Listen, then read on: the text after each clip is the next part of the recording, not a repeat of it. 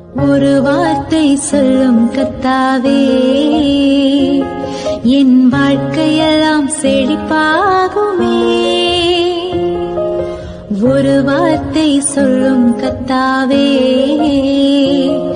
என் வாழ்க்கையெல்லாம் செழிப்பாகுமே. ஆண்டவராகிய இயேசு கிறிஸ்துவின் இனிதான நாமத்திலே ஒரு வார்த்தை சொல்லும் கர்த்தாவே என்ற தியான நிகழ்ச்சிக்கு உங்களை அன்புடன் வரவேற்கிறோம். கர்த்தர் கிருபையாய் தந்த இந்த நல்ல நாளிலும் மீண்டும் உங்களை கர்த்தருடைய வார்த்தை மூலம் சந்திப்பதிலே மிக்க மகிழ்ச்சி அடைகிறோம். நீங்கள் எல்லாரும் சுகமாக இருக்கிறீர்களா? கர்த்தருடைய கிருபையினாலே நீங்கள் எல்லாரும் சுகமாக இருப்பீர்கள் என்று சொல்லி நாங்கள் நம்புகிறோம். கர்த்தருடைய கிருபையும் சமாதானமும் உங்கள் குடும்பங்களிலே பெருகுவதாக. நேற்றைய தினத்திலே கேள்வி நேரத்தில் கலந்து கொண்டு பதில்களை அனுப்பி கொடுத்த அனைத்து கர்த்தருடைய பிள்ளைகளையும் இயேசு கிறிஸ்துவின் நாமத்திலே வாழ்த்துகிறோம். கர்த்தர் உங்களை ஆசீர்வதிப்பாராக. 1 நாளாகமம் 4ஆம் அதிகாரம் 10ஆம் வசனம். யாபேஸ் இஸ்ரவேலின் தேவனை நோக்கி, தேவரீர் என்னை ஆசீர்வதித்து என் எல்லையை பெரிதாக்கி உமது கரம் என்னோடு இருந்து தீங்கு என்னை துக்கப்படுத்தாதபடிக்கு அதற்கு என்னை விலக்கி காத்தருளும் என்று வேண்டிக் கொண்டான். அவன் வேண்டிக் கொண்டதை தேவன் அருளினார்.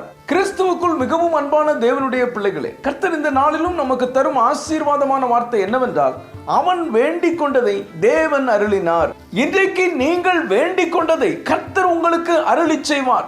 தேவனுடைய மனுஷன் யாபேஸ் ஏறெடுத்த ஜெபத்தை நாம் தியானிக்க போகிறோம். நம்மில் எத்தனை பேர் கிரமமான ஜெப வாழ்க்கை வைத்திருக்கிறோம்? நமக்கு வேதம் நன்றாக தெரியும், நம்மிடத்திலே பக்தி இருக்கிறது, ஆனால் ஜெபம் இல்லை. ஜெபிக்க வேண்டும் என்ற ஆர்வம் உண்டு, ஆனால் நேரம் இல்லை. எது எப்படி இருந்தாலும் நாம் ஜெபிக்காமலே எல்லாம் கிடைக்க வேண்டும் என்று நினைக்கிறோம். நீங்கள் வேதாகமத்தில் கர்த்தரால் ஆசீர்வதிக்கப்பட்ட யாரை வேண்டுமானாலும் எடுத்து பாருங்கள், அவர்கள் ஜெபிக்காமல் கர்த்தருடைய ஆசீர்வாதத்தை பெற்றுக்கொள்ளவில்லை. உங்களுக்கும் எனக்கும் ஜெபம்தான் உயிர் மூச்சு. ஜெபம் இல்லையேல் நம் உயிர் போனதற்கு சமம். கொலேசியர் 4ஆம் அதிகாரம் 2ஆம் வசனம் இப்படியாக சொல்கிறது, இடைவிடாமல் ஜெபம் பண்ணுங்கள், ஸ்தோத்திரத்துடன் ஜெபத்தில் விழித்திருங்கள். என கண்பான தேவனுடைய பிள்ளைகளே, இங்கே யாபேசின் ஆரம்பம் துக்ககரமாகவே இருந்தது. அதனால் தான் அவனுடைய தாயார் இவனை துக்கத்தோட பெற்றேன் என்று சொல்லி யாபேஸ் என்று பெயரிட்டார்கள். யாபேஸ் மனிதர்களை நம்பவில்லை, கர்த்தரை நம்பினான். அவனுடைய துக்கம், வறுமை, வேதனை எல்லாம் மாறியது. வசனம் சொல்கிறது, அவன் தன் சகோதரரை பார்க்கலும் கனம் பெற்றவனாயிருந்தான். காரணம், அவன் கர்த்தரை நோக்கி ஜெபிக்கிறவனாயிருந்தான். நம்மில் அநேகர், என்னை ஏன் கடவுள் ஏழை குடும்பத்தில் பிறக்க வைக்க வேண்டும், பணக்கார குடும்பத்தில் பிறக்க வைத்திருக்கலாமே, அம்மா அப்பா முகத்தை கூட பார்க்கவில்லை, என்னை கடவுள் அனாதையாக வைத்து விட்டார் என்று புலம்பிக் கொண்டே இருப்பார்கள். நம்முடைய ஆரம்பம் எப்படி இருந்தது என்பது முக்கியமல்ல, நம்முடைய முடிவு நிறைவாக கனத்தோடு இருக்க வேண்டும்.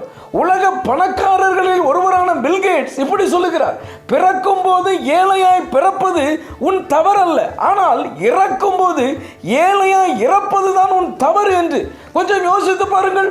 யாபேஸ் எங்க அம்மா அப்பா இப்படி பெயர் வைத்து விட்டார்கள் என்று கவலைப்படவில்லை. தினம் தினம் தாழ்வு மனப்பான்மையோடு அவன் இருக்கவில்லை. இதை என்னால் செய்ய முடியாது, அதை என்னால் செய்ய முடியாது என்று நொந்து போய் வாழவில்லை. அவன் கர்த்தரை உறுதியாய் பிடித்துக் கொண்டான்.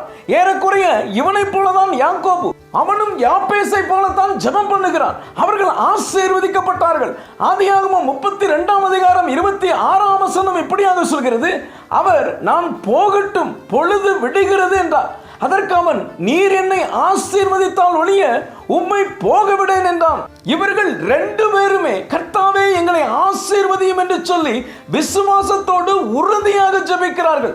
எவ்வளவுதான் உழைத்தாலும் பிரயாசப்பட்டாலும் கர்த்தருடைய ஆசீர்வாதமே ஐஸ்வர்யத்தை தரும், அதனோட அவர் வேதனையை கூட்டார் என்பதை இவர்கள் நன்கு அறிந்திருந்தார்கள்.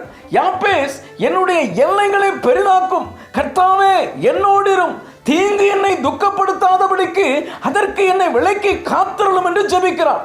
இந்த கர்த்தருடைய வார்த்தையை விசுவாசத்தோடு கேட்டுக்கொண்டிருக்கும் அன்பு தேவனுடைய பிள்ளைகளே, உங்களுடைய எல்லைகளை பெரிதாக்குகிறவர் கர்த்தர். உங்களுடைய உழைப்போ, உங்களுடைய சொந்தக்காரர்களோ, நண்பர்களோ, நீங்கள் வேலை பார்க்கும் கம்பெனியோ கிடையாது. யாபேசை போல ஜெபியுங்கள். கர்த்தர் இன்றைக்கு உங்களுடைய ஊழியத்தின் எல்லைகளை, வியாபாரத்தின் எல்லைகளை, கைகளின் பிரயாசங்களின் எல்லைகளை பெரிதாக்குவார். அவர் உங்களோடு இருந்து உங்களை பாதுகாப்பார். தீங்கு உங்களை துக்கப்படுத்தாது. ஜெபிக்கிற உங்கள் வாழ்க்கையில் நீங்கள் வேண்டிக் கொண்டதெல்லாம் கர்த்தர் உங்களுக்கு அருளி செய்வார். ஜெபிப்போம். அன்பின் பரலோக பிதாவே, இந்த நல்ல நேரத்துக்காக உம்மை நன்றியோடு உம்மை துதிக்கிறோம், உம்மை ஸ்தோத்திரிக்கிறோம்.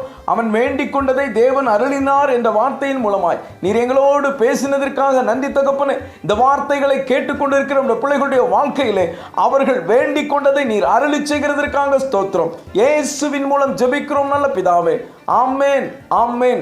இன்றைய கேள்வி, துக்கத்தோட பெற்றேன் என்று சொல்லி என்ன பெயர் வைத்தார்கள்? ஏ மனாசே, பி யாப்பேஸ், சி யாக்கோபு, டி சாமுவேல். இந்த கர்த்தருடைய வார்த்தை உங்களுக்கு ஆசீர்வாதமாக இருந்திருக்குமேனால் தயவு செய்து லைக் பண்ணுங்கள். உடைய நண்பர்களுக்கும் உறவினர்களுக்கும் வாட்ஸ்அப்பில் இருக்கிற அனைத்து குழுக்களுக்கும் அனுப்பி கொடுங்கள். தொடர்ந்து நம்முடைய RCIM மிஷனரிமார்களுக்காக ஜெபித்துக் கொள்ளுங்கள். கர்த்தர் உங்களையும் உங்கள் குடும்பத்தின் பிள்ளைகளையும் ஆசீர்வதிப்பாராக.